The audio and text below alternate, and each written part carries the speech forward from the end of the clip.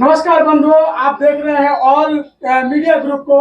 और इस समय हम लोग डिस्कस करने के लिए हैं कि पूर्वी चंपारण में जो घटना घटी है, ये घटना को हम लोग डिस्कशन करेंगे और जानेंगे इसमें कि आखिरकार ये क्या हो रहा है।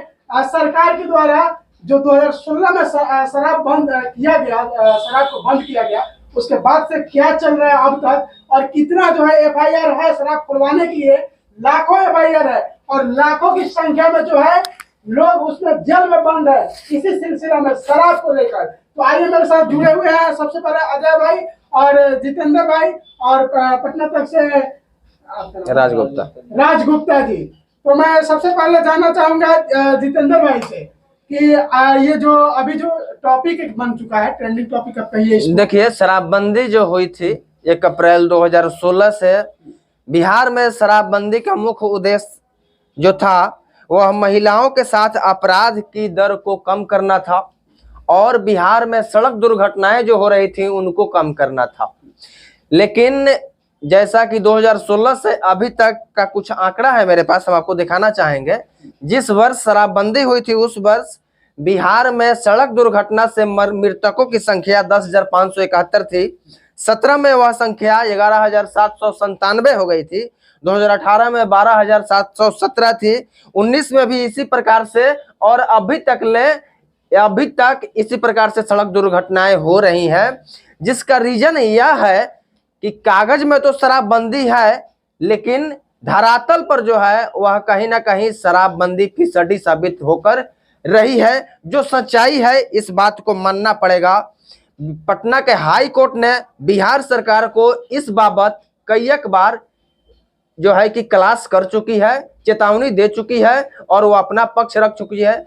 सुप्रीम कोर्ट ने भी बिहार सरकार को खरी खरी सुनाया है कि शराबबंदी पूर्ण रूप से फेल है बिहार में। 2016 से पहले बिहार में जब शराब खुला हुआ था तो लोगों को शराब मिला करता था, लेकिन 2016 के बाद में 1 अप्रैल 2016 को यह कानून पूर्ण रूप से लागू हुआ था। बिहार के यशस्वी मुख्यमंत्री नीतीश कुमार जो अपने आप को विकास पुरुष कहते हैं उनके द्वारा, उसके बाद से बिहार में जो जहर होता है वह मिल रहा है। कहीं ना कहीं शराबबंदी जो है वह बिहार को आर्थिक रूप से, सामाजिक रूप से और कहीं ना कहीं दूसरे जो दृष्टिकोण है उससे भी बिहार को कमजोर करने की यह एक साजिश है। अगर हम लोग आर्थिक रूप से देखेंगे तो 2015 में शराबबंदी होने से 1 वर्ष पहले 4,000 करोड़ का राजस्व फायदा हुआ था। अगर वही औसत अगर अभी तक जोड़ लिया जाएगा 2016 से 2023 तक, तब लगभग 7 वर्षों में ही अगर जोड़िएगा तो लगभग 7 चौका 28,000 करोड़ का राजस्व नुकसान भी हुआ है। यह भी बिहार को कहीं ना कहीं आर्थिक रूप से कमजोर करता है।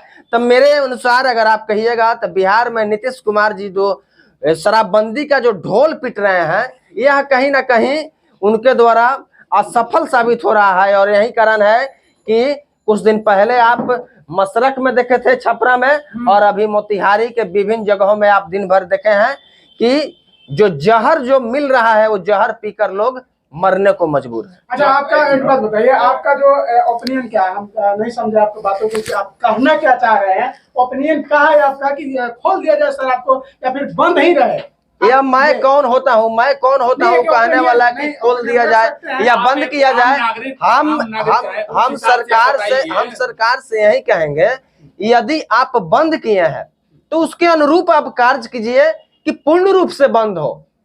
2016 से अभी तक 7 वर्ष हो गया और 7 वर्ष में पहले शराब जो है वह ठेका पर मिला हुआ करता था, चौक चौराहे पर केवल दुकानों में ही मिला हुआ करता था।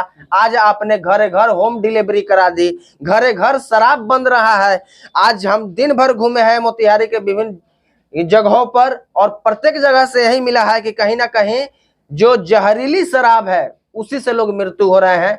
अगर अच्छी शराब मिलती, जो सरकारी शराब होती है, वह स्वास्थ्य को ध्यान में रखकर उसका निर्माण होता है, उसमें एजुकेटेड लोग और कहीं ना कहीं जो उसके बनाने वाले लोग होते हैं उनमें कहीं ना कहीं परसेंटेज प्रतिशत का अनुमान होता है कि अल्कोहल कितना होना चाहिए, तो और भी अन्य जो पदार्थ होते हैं उसका भी उसमें परसेंटेज फिक्स होता है। तो कहीं ना कहीं बिहार सरकार को इस पर सोचने की आवश्यकता है। आखिर यह इसके लिए जिम्मेदार कौन होगा? अगर कोई गलती हो जाता है, कोई यूट्यूबर से कोई पोस्ट अगर गलती हो जाता है तो उसके ऊपर एफआईआर हो जाता है, कोई अगर नागरिक है उससे गलती होता है तो उसके ऊपर एफआईआर हो जाता है। आप बिहार के मुखिया है, आपसे बार बार गलती हो रही है, हर बार गलती हो रही है, आप बताइए कि आप पर एफआईआर कौन करेगा? ये थे जितेंद्र जी और ये शबतक न्यूज से थे। इनका कहना यही था, कहीं ना कहीं प्रशासन के गतिविधियों पर जो है रोक लगाना एकदम ये शराबबंदी पे जायज है और जरूरी भी है।